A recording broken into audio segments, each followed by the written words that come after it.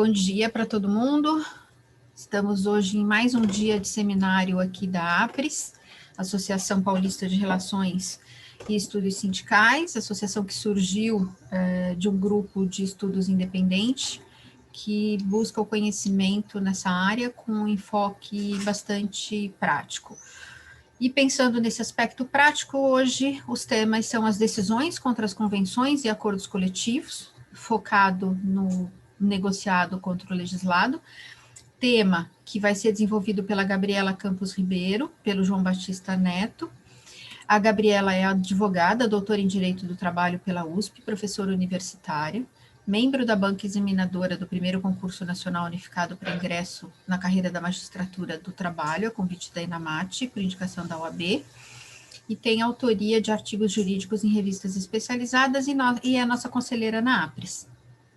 O João Batista Pereira Neto é advogado, mestre em Direito do Trabalho pela PUC, autor do livro Sistema Brasileiro de Unicidade Sindical e Compulsoriedade de Representação, em 2017, e é membro da APRES. Em seguida, a gente vai discutir as principais decisões sobre os temas das medidas provisórias nesse momento de pandemia. E vão discutir esse assunto a Andréia Bucharles Giroldo, a Priscila Caldeira Carboni e o Ricardo Amirati Rodrigues. A Andréia é advogada, pós-graduada em Direito e Processo do Trabalho no Mackenzie, mestranda em Direito dos Negócios na FGV, e fez o curso de arbitragem trabalhista no PAT Xanxan, membro da Comunidade Internacional Cielo Laboral e é membro efetivo da APRES. A Priscila é advogada e auditora interna, pós-graduada em Direito do Trabalho pela FGV, especialista em Direito Processual Civil pela FMU, membro da Comissão de Direito Coletivo do Trabalho da Associação dos Advogados Trabalhistas de São Paulo, membro do Comitê Trabalhista e Previdenciário do CESA, membro da Comissão do Mundo de Trabalho e Câmara do Comércio França-Brasil, membro da Comissão Trabalhista e de Gestão Empresarial da Câmara Comércio e Indústria Japonesa, e é membro do efetivo da APRES.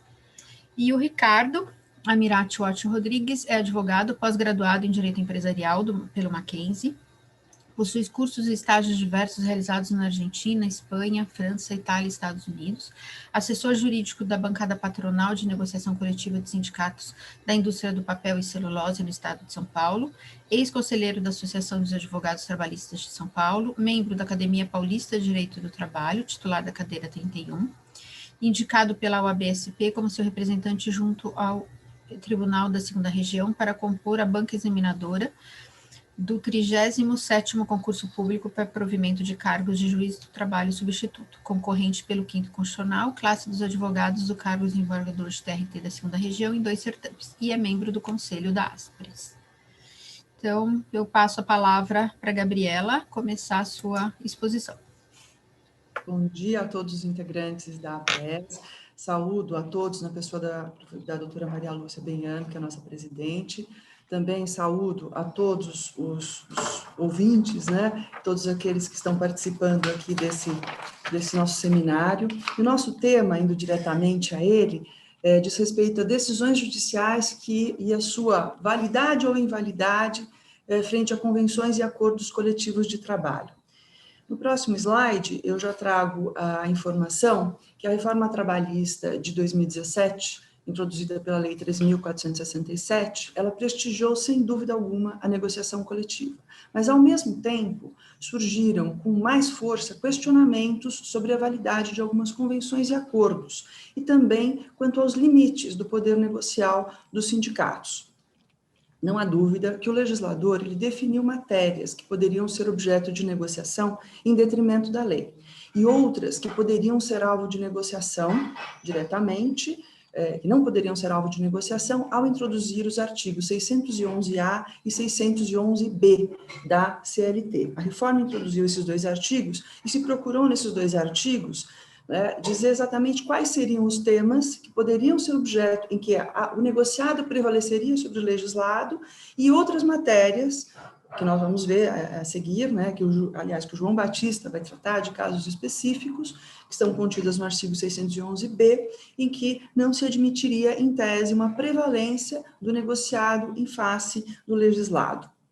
No próximo slide, eu trago também a informação de que esse debate não é um debate novo, mas ele é um debate extremamente atual. Nós vamos ver lá para frente que existe um tema de repercussão geral sobre esse assunto, né? E eu digo que ele não é novo, ele não é novo porque já em 2011 se cogitava da modificação do artigo 618 para a criação de uma norma que admitiria que o legislado o negociado prevalecesse sobre o legislado. Mas há duas questões muito importantes que estão aí interligadas nesse debate. A primeira diz respeito à extensão da autonomia dos sindicatos. Quando nós falamos em autonomia, quer falemos em autonomia privada individual ou autonomia privada coletiva, e a autonomia privada coletiva é própria dos sindicatos, nós temos que pensar que estamos diante de um poder que é atribuído ao grupo organizado, mas esse poder não pode se sobrepor a interesses que sejam interesses de ordem pública, que sejam interesses relevantes da sociedade, composto, segundo alguns mencionam, por normas impositivas ou normas imperativas. Quer dizer, esse poder ele é exercido dentro de um espaço, né? Todos nós temos um espaço para negociar contratos e para disciplinar, para autorregular as nossas relações, mas há limites para isso, né? E o segundo debate, então, o que se está discutindo é justamente qual é o espaço do sindicato. E o segundo debate é a relação entre as diversas normas trabalhistas, né? E a definição no campo do direito do trabalho de qual dessas normas devem prevalecer.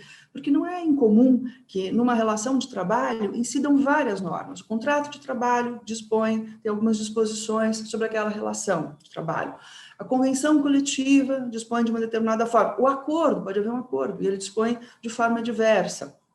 Finalmente, o regulamento interno da empresa pode dispor outras regras. No passado, a solução disso era bastante mais simples, porque se invocava como regra o princípio da norma mais favorável para essa solução. Hoje, o debate se tornou um pouco mais complexo, porque nós admitimos, né, a própria Constituição admitiu a possibilidade da negociação em PEJOS, né, que é o que também vai ser desenvolvido mais à frente.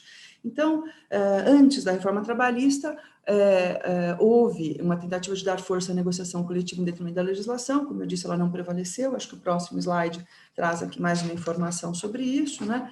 E a importância da negociação, ela é indiscutível, né? Vários autores, vários doutrinadores, professores, e na prática a gente verifica isso, que a negociação no Brasil não só está prevista no artigo 7º, inciso 6º, como também no artigo 114, parágrafo 1º, e ela é algo, além do artigo 616, né, da CLT. E ela, inclusive,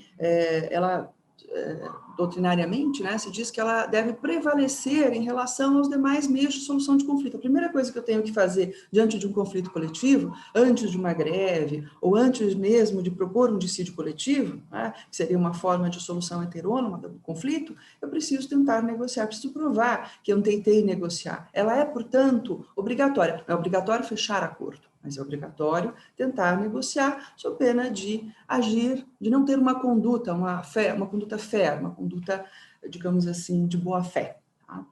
Então, isso está previsto nessas regras, mas também no próximo slide, a regra do parágrafo 2º do 114. Ela, nesse parágrafo 2º do artigo 114, está previsto o princípio de que não pode haver recusa, né, à negociação coletiva. E se nós pararmos para pensar, isso está dentro de um quadro, né, essas formas alternativas de solução de conflitos que têm sido tanto estimuladas, né, hoje, mesmo pela resolução do CNJ, dentro deste quadro, né, a negociação, isso tudo leva a crer que a negociação no tocante ao direito coletivo, ela é, sim, e deve ser a principal forma de solução de conflito. Tá?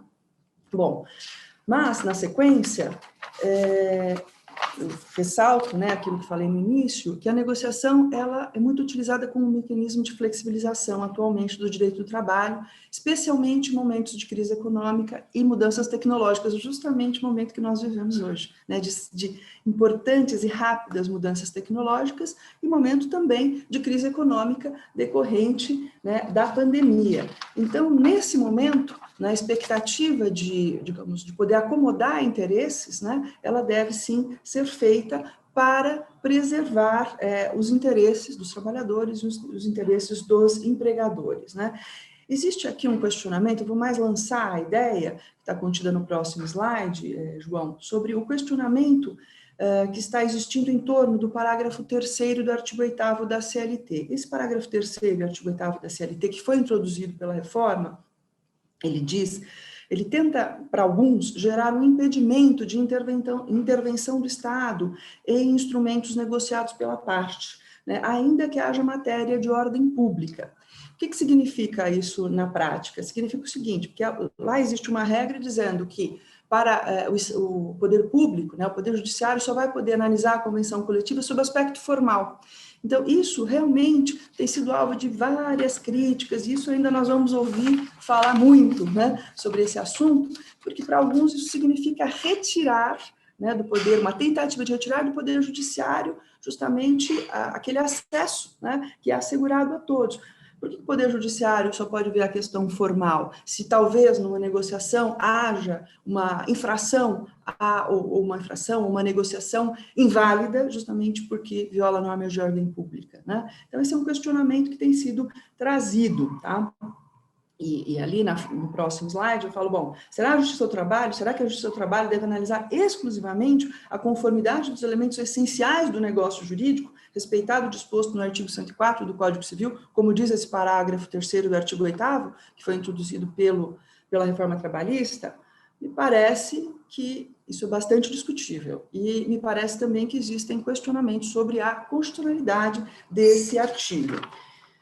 No próximo slide, já finalizando a minha apresentação, para respeitar aqui o nosso tempo e permitir aí, nós podemos compartilhar os estudos, né, feitos pelos demais colegas, né, o Supremo Tribunal Federal, ele está com esse assunto em pauta. O ministro Gilmar Mendes, em julho de 2019, determinou a suspensão de todos os casos no país, né, de todos os processos, até que decidido em repercussão geral, né, se o negociado deve prevalecer sobre o legislado e em que termos, né. Se nós lemos o artigo 111, A e B, nós vamos ver que há várias matérias ali. Meu palpite assim, ainda, eu acho que há matérias ali que vão ser revistas. Há questões que foram tratadas na lei que talvez sejam afastadas pelo Poder Judiciário, tá? Essa repercussão, essa suspensão foi decorrente aqui da apreciação desse agravo em recurso extraordinário, que está mencionado aqui, e deu margem ao tema de repercussão geral 1046.